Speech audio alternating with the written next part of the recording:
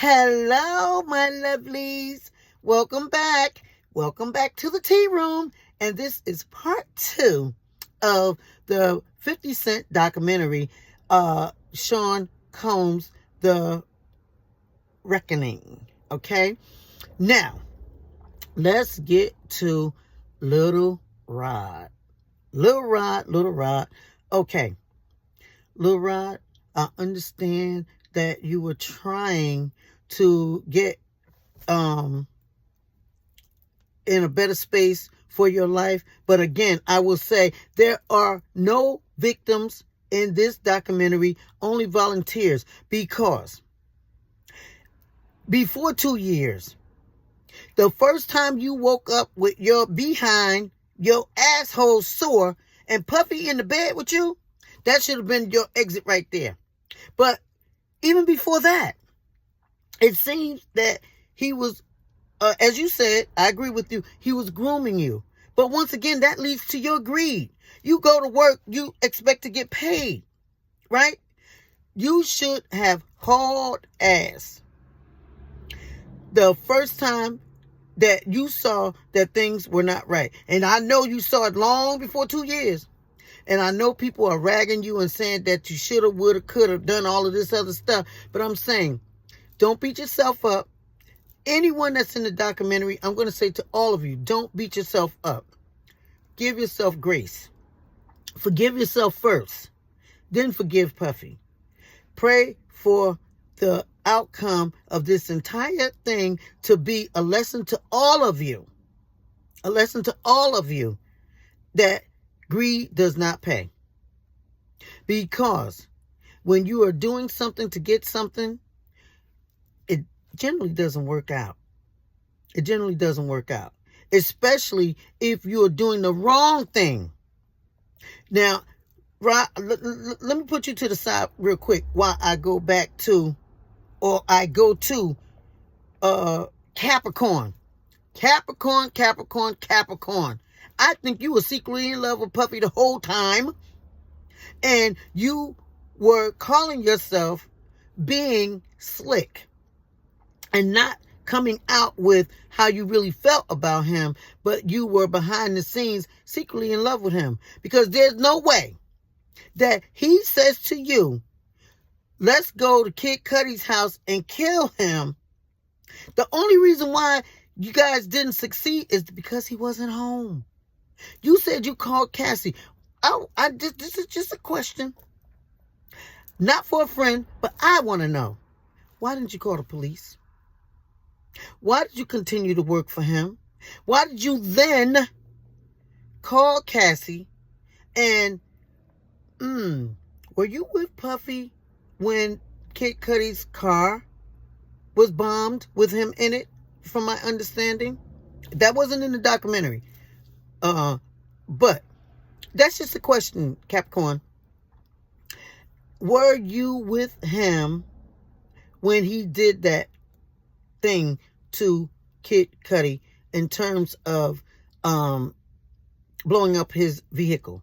It just wasn't his time, I'm guessing. However, my thing is, careful, girl, that you don't get a knock on your door and get arrested, at least arrested, because of your involvement in an attempted murder. In an attempted murder situation. Because it sounded like that to me. Sounded like that was attempted murder. If he had been home, you guys would have taken care of him. And then, according to what Little Rob said, and pardon me for skipping around, I'm just going by my memory, of the thing. I don't know if it was in part 1, part 2, part 3, part 4, whatever. Well, anyways, like I said, I hope that everyone that can will watch the video or will watch the documentary and come away with your own take. This is just my take. But I think Puffy is a serial killer. Because according to Lil Rob, something happened to the person named G that he conveniently doesn't know his last name, his first name. All he knew is G, and the person disappeared. Come on now. How the fuck a whole person gonna disappear and nobody does anything? Obviously, he had family somewhere that was looking for him, and when they probably questioned you guys, everybody mum was word. It looks like to me, his son, little Justin, look like he's gonna go to jail too. The son that now everybody's saying isn't his son. I mean, I was watching the Gene Deal show, and he took a poll. He said, everyone that thinks that Wolf is the father, put a W in the chat. Everyone that thinks that Puffy's the father, put a P. No one put a P. Everyone put a W. I'm not in this chat. I'm not a member on this thing. I was just watching the show because I was just going down the list of watching, different people's take on the documentary. Well, anyways, yeah, they're saying that that Puffy isn't Justin's dad, that the guy, the security person named Wolf, that they're saying that Puffy killed too, is the father. So now I'm like, wait a minute, that's 4 or 5 people. Don't that make, how many people you gotta kill before you become a serial killer? Well, that's the only reason why I'm saying it, is because it looked like to me all the people that they are alluding to that he killed, not just injured, as in the case of Suge Knight, because I think that Puffy and Suge had a behind the scenes agreement that Suge was going to provide Tupac to him to be killed. Unbeknownst to Suge, he was a target as well, at least according to Keefe D. Now, Keefe D, I think that he's not going to get out of jail because he has embarrassed the LA Police Department, and that they gave him what they call a proffer session, and saying that if he admit to whatever, according to the detective that was on the documentary, it doesn't mean that he gets immunity, but it means that he doesn't get to do what he did, which is what wound him up in jail now. And that this is some of this I heard on other podcasts and documentaries, and even by Keefe D himself, that his deal was to not profit from the crime. However, he wrote the book and broke the contract, and now he's in jail awaiting trial come August 2026.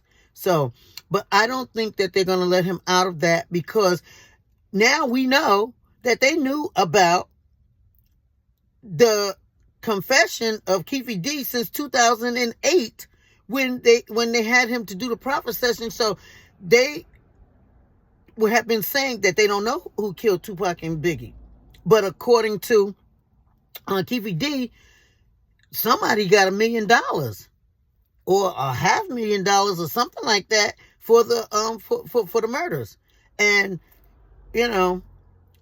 I don't think that he's saying that just to be cocky. I mean, yeah, he's being cocky, but I don't think he's saying it and it's not true.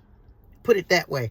I think that he wanted to be recognized for his handiwork, and they being the LA Crips were jealous of Tupac and Biggie and anybody else. It's just one of those nigga things, niggas being jealous of niggas, and not wanting to see other people succeed. And as much as Puffy said, I'm doing this and that for my people, did you see that when he was out there in Harlem, and then he got back in the vehicle and said, oh my God, I gotta take a hot bath, I need hand sanitizer. Nigga, you the most filthiest lovely person that was in the equation, but you need hand sanitizer.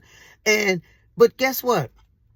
Folk will see that, and because they feel that Puffy has money, they will still not learn their lesson and still try to do stuff to appease him and try to be in his good graces and try to kiss and lick his ass. That's why I said he needs to be in PC so that he won't get a chance to line up people that are in jail that can make the connection or do it themselves when they get out to retaliate against all the people that said something about him. You know what I mean? Because see, for me, Puffy appeared weak from day one. He always appeared weak to me. Always, always, always. And then Capricorn said it. She said it. She said, was that Capricorn or was that Kalina that said if he's in a room with other people and you don't know him, he appears to be larger than life or huge or big or something like that. But when he's by himself, he seems to be that small. Yeah, I saw that from forever. I've never been Tupac, Biggie, or Puffy fan. I appreciate Tupac's music. I appreciate Biggie's music, but I'm talking about in terms of being a fan and like my opinion is biased. No, it's not. I'm going by what I saw in the documentary, and when I decided that I was going to do a video on it, I said, let me double check and watch this again and again and again and again, just to give my honest opinion on it. And I think that the documentary was well put together. I think that I agree with Jaguar that it could have been more details, but my guess is the reason why it wasn't more details is because, once again, people in their greed, they were willing to talk, and they probably got paid, right? So they were willing to talk enough to get paid. However, you could tell that they held back, and a lot of stuff that could have been said wasn't said. And I say that that's only because they're thinking, when Puffy get out, I want to be able to, backtrack and say, well, Puffy, I didn't really say it that way. I didn't mean it that way. They took it out of context of some bullshit like that, right? Because they're still greedy. And they're still trying to cover their ass. Now, with Kirk, him disclosing the essay part of his involvement with Puffy, I would say that it was a relationship. I don't know that it was what you would call as him being essayed.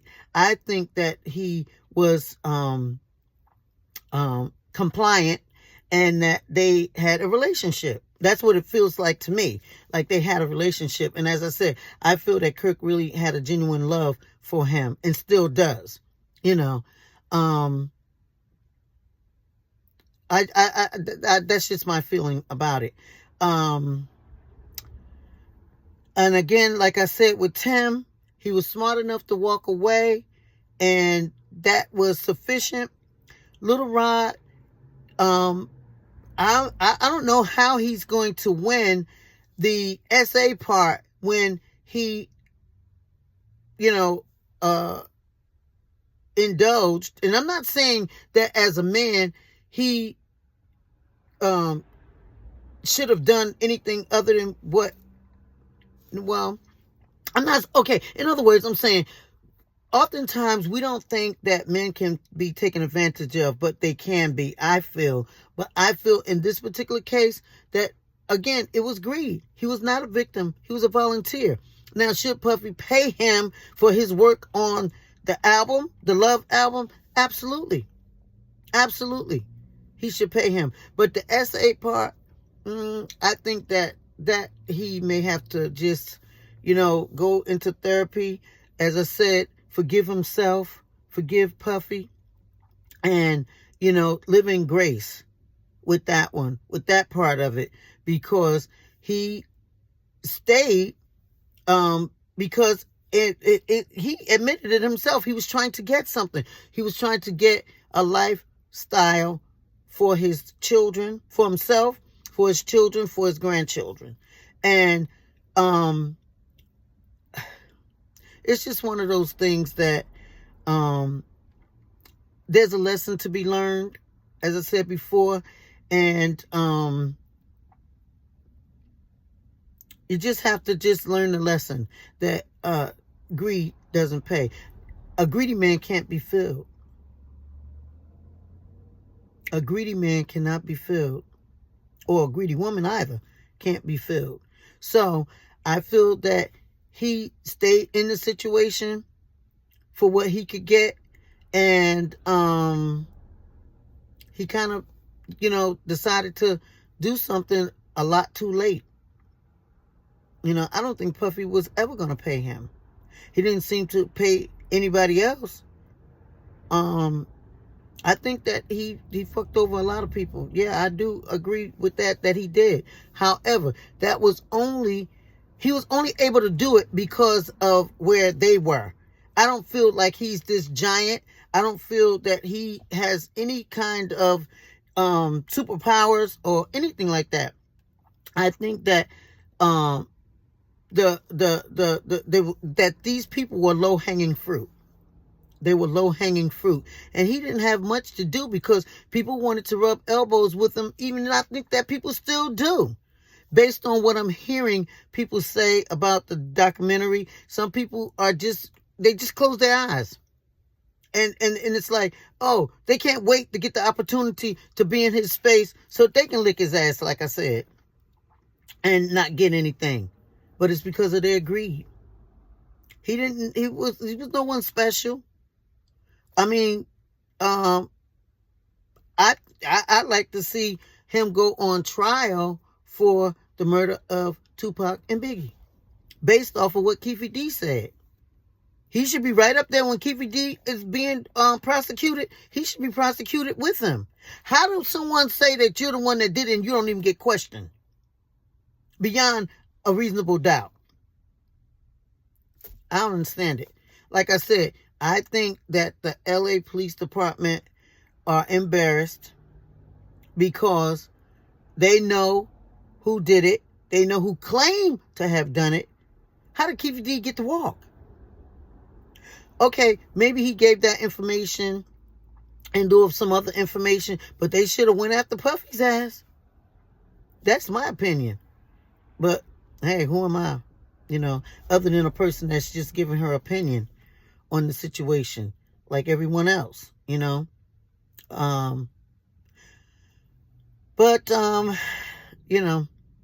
what are you going to say? You're going to say, don't be greedy, people. Don't be a volunteer for bullshit. Be a volunteer for something great, for something grand. And you will be rewarded. And again, I will say, forgive yourselves, forgive Puffy, forgive everybody involved. But now, anybody that broke the law, should they go to jail? Yes. If it is proven that they did so beyond a shadow of doubt. I think Puffy was charged with something that he was not necessarily guilty of. The situation with Cassie, she was a volunteer. She left when she left. I'll be sure. He talked about jokingly saying to Kim, have a bunch of babies by him or a couple of babies by him because he's going to be rich. But now, according to Kim's book, he was fucking I'll be sure too. So now, what do you think about that? I don't know. But, yeah, I'm going to leave it here for now. And my Cashapp is $iamtearoom. So like, subscribe, and I can't remember that third thing that they say to do. I don't know. Anyways, share. Like, subscribe, and share. That's what it is. Like, subscribe, and share. So if you want to. If you don't want to, do it anyway. I'm only kidding. But yeah. If you like, send a huge donation to $iamtearoom. It will be greatly appreciated. So, ciao for now, my love.